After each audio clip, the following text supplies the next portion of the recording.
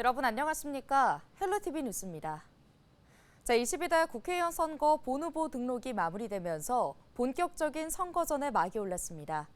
헬로티비 뉴스에서는 유권자들이 이번 총선에 출마한 후보들의 생각과 관심사를 살펴보고 소중한 한 표를 행사할 수 있도록 비대면 토론회 순서를 마련했습니다. 오늘은 은평구 갑선거구 후보들을 만나볼 텐데요. 어떤 질문과 답이 오갔을까요? 손성혜 기자가 전해드립니다. 예비후보 단계에서 더불어민주당과 국민의힘, 진보당까지 3명의 후보가 경쟁했던 은평구 갑지역. 더불어민주당과 진보당이 후보 단일화에 합의하면서 여야 1대1 구도가 됐습니다. 3선에 도전하는 더불어민주당 박주민 후보와 이에 맞서는 국민의힘 홍인정 후보. 두 후보가 주제 제한 없이 질문을 주고받았습니다. 먼저 홍인정 후보가 박주민 후보에게 우리 은평갑은 서울에서 유명합니다. 아니면 어쩌면 전국에서 가장 유명한 지역구일지도 몰라요. 민주당 독점이 20년이었거든요. 지난 8년은 최고위원 출신도 있었어요. 그 전에는 원내대표도 있었습니다. 문재인 대통령 시절, 박원순 시장 시절. 근데 수색역 개발을 매 선거마다 공약으로 거세요. 이번에도 수색역 개발이 공약으로 들어가 있나요? 실제로 수색 차량기지 이전이라는 사업하고 그다음에 DMC역 복합개발이라는 사업 이 두 가지를 합쳐서 저희들이 수색 역세권 복합개발이다 이렇게 얘기를 하는데요. 그동안 이 개발 사업이 제대로 이루어지지 않았던 대표적인 이유가 차량기지가 이전될 부지인 고양시 쪽과의 협상 때문에 그랬는데요. 큰 가닥에서 이미 다 타협이 됐고 아까 말씀드린 대로 사업자 선정 등 실질적인 단계로 도입하게 되면서 수색 역세권 개발이 목전에 있다라는 말씀을 드리도록 하겠습니다. 은평갑 지역의 최대 교통 현안은 고양은평선 신사고개역 신설. 주민들은 봉산 터널이 뚫린 이후 경기도에서 넘어오는 차량으로 인한 교통정체로 신음하고 있습니다. 이번 총선에서 두 후보 모두 은평 세전역과 경기도 고양시청을 연결하는 광역철도인 고양은평선에 신사고개역을 추가하는 방안을 공약으로 내걸었습니다. 우리 신사고개역 신설하신다고 약속하시고 공청회도 하시고 많은 국민께 특히 희망을 드렸었는데 이게 무산 위기에 왔습니다. 신사동 고개 주민들께서 저를 매일 부르세요. 홍인정은 그 약속 해줄 수 있는지 지킬 수 있는지 신사고개역 설치 가능하시겠습니까? 어려우시다면 홍인정에게 맡겨주십시오. 기본 계획에 빠졌다고 해서 신사 고개역이 좌절된 건 아니고요. 기본 계획 수립 이후에 실시 계획까지 약 2년의 기간 동안 있고요. 그 사이에 신사 고개역이 설치돼도 표정 속도에 문제가 없다는 객관적인 데이터를 저희들이 준비하면 경기도를 충분히 설득해서 신사 고개역 설치까지 나아갈 수 있게 되는 것입니다. 이번엔 박주민 후보가 홍인정 후보에게 나름대로 치열한 경선 과정을 거치셨을 텐데요. 경선 과정에서 경선 상대방으로부터 배울 만한 점, 또 실제로 배운 점 이런 것들이 있다면 소개해 주신다면 저도 참고 삼도록 하겠습니다. 공약은 그런데 우리 네 후보, 저를 포함한 5후보 더불어서 민주당의 우리 박주민 의원의 공약까지 다 똑같아요. 어떻게 20년 동안 또 지난 8년 동안 공약이 변하지 않았는지 그 숙제 왜 못하셨는지. 박 후보는 김건희 여사 특검법을 거론하며 윤 대통령이 거부권을 남용하고 있다고 비판했습니다. 본인 또는 그 배우자의 범죄 혐의를 수사하는 내용이라서 이것을 거부하게 될 경우에는 이해상충에 해당한다라는 평을 받기도 했던 대장동 50억 클럽 특검법이나 김건희 도이치모터스 주가 조작 사건에 대한 특검법도 거부를 하였습니다. 이렇게 남용되는 거부권에 대해서 후보님은 어떻게 생각하시는지 말씀해 주셨으면 좋겠습니다. 노무현 대통령께서 거부권을 4번인가요? 아니 6번인가요? 거부권을 행사하셨습니다. 특히 대통령 측근 비리 의혹 특별법 거부권 행사하셨습니다. 사실은 여소야대 상황에서는 대통령이 할 수 있는 거는 지금 민주당이 의회 폭주할 때 거부권이 최후의 수단이거든요. 이래서 국민들이 내로남불하는 민주당에 대해서 요즘에는 고개를 돌리시는 것 같습니다. 홍인정 후보는 민주당 국회의원이 은평구 갑을 독점한 지난 20년 동안 지역 발전은 답보 상태라며 은평구 갑 지역을 바꿀 후보 홍인정을 기억해달라고 했고 박주민 후보는 수십 년간 진행되지 않던 수색역 차량기지 이전과 서부선 등을 가시권 내에 들어오게 했다며 은평 발전을 위해선 3선 의원이 필요하다고 강조했습니다. 헬로티비 뉴스 손성혜입니다. 비산먼지 등으로 이전이 추진됐지만 마땅한 부지를 찾지 못해 양천구의 고민거리였던 신정 차량기지 이전이 급물살을 탈 전망입니다. 서울시는 그동안 이전 부지를 찾지 못해 신정 차량기지를 이전하지 않고 덮개를 씌워 상부를 개발하는 방안을 추진해 왔는데요. 그런데 김포시가 2호선 신정지선 김포 연장을 조건으로 차량기지 이전을 수용하겠다고 밝혀 이전 작업이 속도를 내게 됐습니다. 오세훈 서울시장도 이기재 양천구청장과 김병수 김포시장을 만난 자리에서 차량기지 이전을 적극 지원할 뜻을 전했습니다. 차량기지 이전 부지로는 김포 고촌을 비롯해 고도 제한과 그린벨트 등 규제로 토지 활용도가 떨어지는 곳이 고려 중인 것으로 알려졌습니다. 올해부터는 서울에 사는 모든 산모가 산후조리 비용 100만 원을 지원받을 수 있습니다. 양천구는 기존에 있던 서울시 6개월 거주 요건을 폐지하고 모든 산모에게 산후조리 비용을 지원한다고 밝혔습니다. 이에 따라 서울에서 출산한 모든 산모는 산후도우미 서비스와 의약품 구매, 운동 프로그램 등 산후관리에 필요한 물품과 서비스 구매를 위한 100만 원 상당의 바우처를 받을 수 있습니다.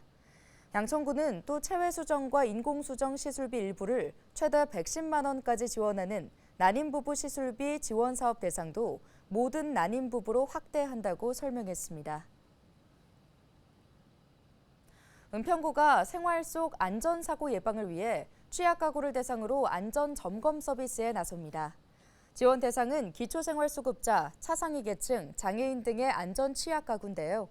신청은 다음 달 30일까지 거주지 동주민센터에서 하면 됩니다. 지원 가구로 선정되면 안전복지 컨설팅단이 집으로 찾아가 가스 배관, 일산화탄소 경보기 등을 점검합니다.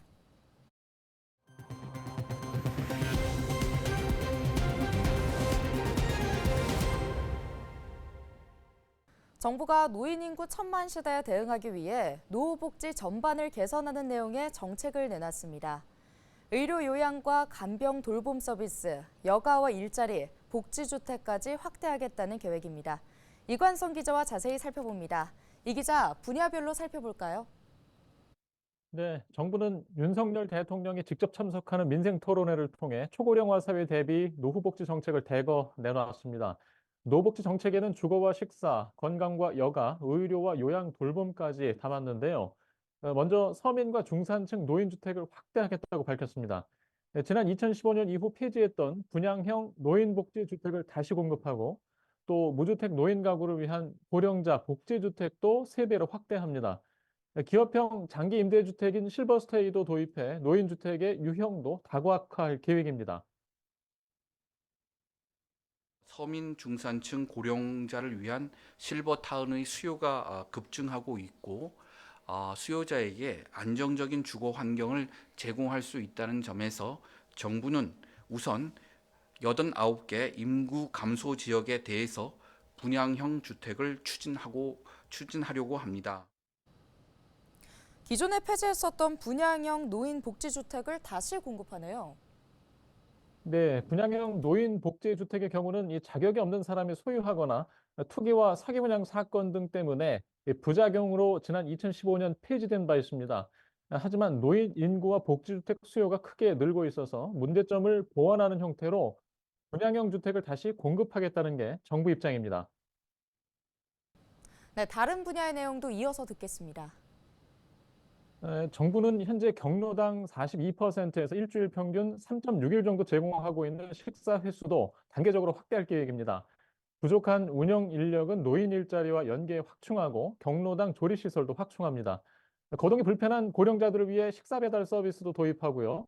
또 노인복지시설에도 전문적인 위생 영양 관리가 가능하도록 사회복지급식관리 지원센터를 확대하기로 했습니다. 정부는 또 시니어 친화형 국민체육센터와 파크골프장 등 체육시설도 활성화하고 어르신 스포츠 활동 인센티브 포인트를 진료비에도 사용할 수 있도록 개선할 계획입니다. 노인 일자리는 올 한 해에만 14만 7천 개 늘리고 2027년까지 전체 노인의 10%가 참여 가능한 수준까지 확대하기로 했습니다. 네, 의료와 돌봄 분야는 고령자들의 관심 사안인데요. 어떤 내용이 들어가 있습니까? 정부는 집에서 의료 서비스를 받을 수 있도록 하는 장기 요양 재택의료센터를 전국으로 확대하고 가정간호와 방문간호 등을 통합 제공하는 재택간호 통합센터도 도입하겠다고 밝혔습니다. 올 하반기부터는 치매관리 주치의 시범사업도 실시합니다. 정부는 또 올해 4월부터 요양병원 간병 지원 시범 사업을 시행하고 또 중증 어르신 중심으로 간호간병 통합 서비스도 확대한다는 계획입니다. 네, 이렇게 많은 사업들을 한꺼번에 진행하는 게 쉽지 않을 것 같은데요. 앞으로 어떻게 진행되나요? 정부는 지난 2월 국회에서 통과된 의료, 요양 등 지역 돌봄 통합 지원 법률에 따라 시행령과 시행 규칙을 마련해 구체적인 실행 방안을 수립할 계획입니다. 또 분양형 노인 복지주택 같은 경우는 노인복지법 개정이 필요하기 때문에 총선 이후 국회가 새로 구성되면 법 개정을 통해 추진할 것으로 보입니다. 네, 여기까지 듣겠습니다. 보도국 이관성 기자였습니다. 다음 소식입니다. 서울시가 반지하 노후주택 거주자의 주거 환경 개선을 위해 집수리 비용을 지원합니다. 지원 대상은 10년 이상 된 저층 주택 중 중위소득 이하인 주거 취약 가구가 거주하는 주택과 반지하 주택, 주택 성능 개선 구역 내 20년 이상 된 주택 등입니다. 지원 규모는 공사비의 50%에서 최대 80%로 취약 가구는 최대 1,200만 원, 반지하 주택은 최대 600만 원까지 지원됩니다. 참여를 원하는 가구는 4월 한 달간 주소지 소재구청에 관련 서류를 제출하면 됩니다. 앞으로는 모아타운 사업에 투기 세력 유입이 의심될 경우 구청장이나 주민 요청에 따라 건축 허가가 제한됩니다. 서울시는 이런 내용의 모아주택, 모아타운 갈등 방지 대책을 마련했다고 밝혔는데요. 우선 모아타운 추진 때 토지 등 소유자 25% 이상이 반대하거나 이전 공모에 지원했다가 선정되지 않았던 사유가 말끔히 해소되지 않으면 모아타운 공모에 지원할 수 없게 됩니다. 시는 권리상정 기준일을 모아타운 대상지 선정 결과 발표 후 고시 가능한 날에서 모아타운 공모 접수일로 앞당겨 지분 쪼개기 등 투기 세력 유입을 조기 차단하겠다는 계획입니다. 또 분양권을 노리고 지분을 쪼개는 꼼수 건축 행위를 막기 위해 투기 징후를 보이는 지역에서 구청장 또는 주민이 요청할 경우 심의를 통해 건축 허가 또는 착공을 제한할 방침입니다.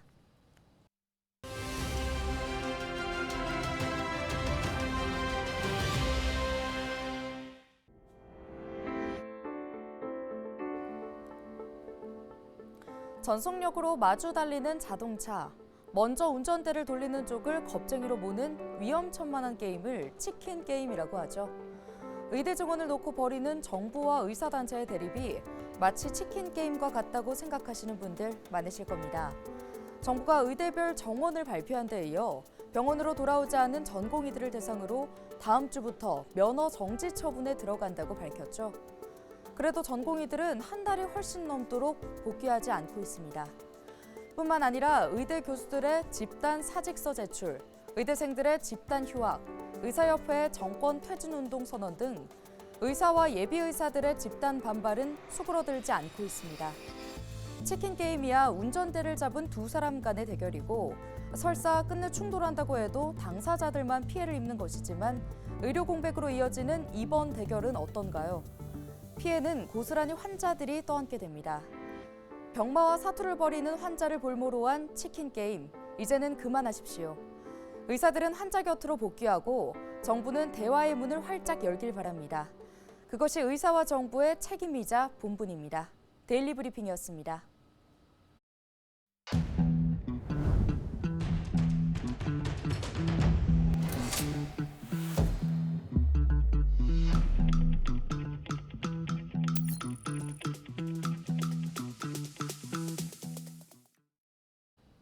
서울시가 벚꽃 개화 시기를 맞아 아름다운 봄꽃길 173선을 선정했습니다. 선정된 봄꽃길은 도심공원과 가로변, 하천변과 골목길 등 모두 247km에 이릅니다. 올해 선정된 173개 노선은 기존 노선 171개 노선에 여의천 벚꽃길과 몽마르트 공원 산책로 등 두 곳이 추가됐습니다. 오늘 준비한 소식은 여기까지입니다. 함께해 주신 여러분 고맙습니다.